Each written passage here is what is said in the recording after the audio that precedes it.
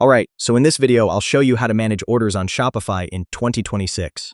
If you've started getting sales and want to handle orders properly, this guide will walk you through it step by step. Yeah, so let's get started. First, open your browser and log into your Shopify account. Once you're inside your dashboard, you're ready to manage your orders. Now from the left-hand menu, click on Orders. This is where all customer purchases are listed. Next, you will see a list of all recent orders. Click on any order to open the full details. Inside the order page, you can see customer information, products purchased, payment status, and shipping details. Now, if the order is paid and ready, you can click Fulfill Order to start processing it. This means preparing it for shipping. Next, you can add a tracking number if you are shipping the product. This helps customers track their delivery.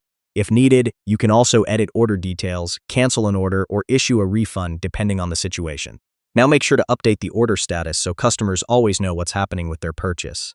And that's it. Now you know how to manage orders on Shopify from start to finish.